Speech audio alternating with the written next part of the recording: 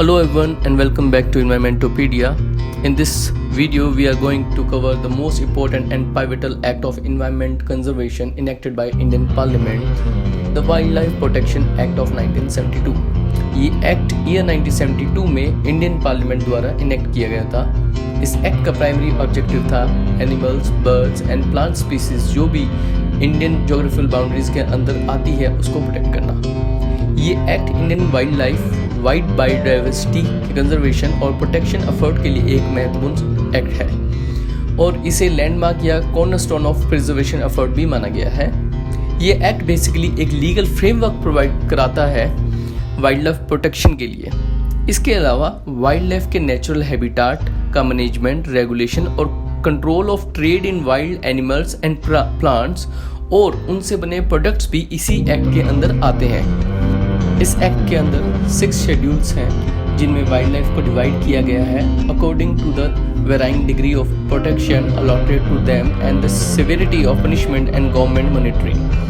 Schedule 1 और 2 में सबसे ज़्यादा प्रोटेक्शन प्रोवाइड किया जाता है और नेचुरली सिवियरिटी ऑफ पनिशमेंट भी सबसे ज़्यादा होती है इस लिस्ट के एनिमल स्पीसीज के हंटिंग या इलीगल ट्रेडिंग पर। शेड्यूल 1 में black buck, snow leopard, Himalayan bear, Asiatic cheetah जैसे इंडेंजर या थ्रेटन या नियरली एक्सटिंक्ट एनिमल आते हैं।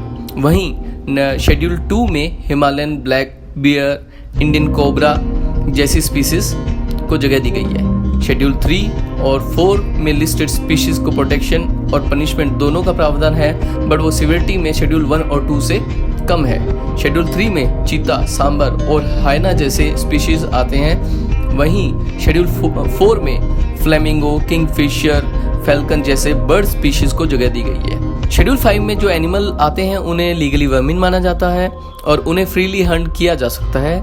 इस शेड्यूल में common crow, fruit bats, mice and rat को रखा गया है। Schedule 6 contain exclusively of plant species which are specifically endemic plants जो कि प्राकृतिक तौर पर विलुप्त होने की कगार पे है। इन प्लांट स्पीसीज के कल्टीवेशन, प्लांटिंग एंड ट्रेडिंग पे लीगली प्रोहिबिशन लगे हैं, होने की कगार पे है। इन प्लांट स्पीशीज के कल्टीवेशन, प्लांटिंग और ट्रेडिंग पे लीगल प्रोहिबिशन लगे हैं। इस लिस्ट में red orchid, blue orchid, slipper orchid और आंध्रा के एंडेमिक प्लांट बेडोम साइसाइड को जगह दी गई है। इन 6 शेड्यूल के अलावा this act also provide for 5 type of protected area for conservation of wildlife. These 5 area are first national parks, wildlife sanctuaries, conservation reserves and community reserves and tiger reserve. Act 1972 को अब तक 4 बार amend किया जा चुका है in the year 1991, 2002, 2006 and latest in 2022 to make this act more relevant and robust. इस act के तहत बहुत सारे मेजर कंजर्वेशन इनिशिएटिव भी लिए गए हैं जैसे कि project tiger, project elephant, wild life corridors etcetera have been undertaken which are considered major effort of wildlife conservation globally.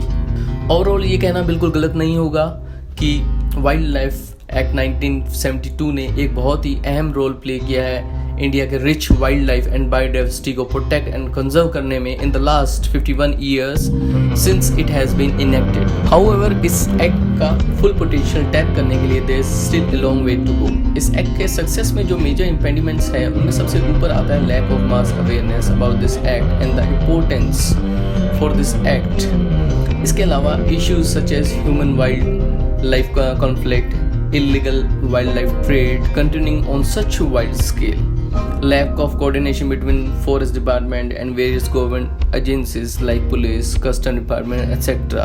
are other major roadblocks. But once the implementing agency can work on these challenges, there is no doubt that this act would continue to provide essential framework to wildlife conservation and protection effort of the government of India. So this was all about this act. We will see you in the next video.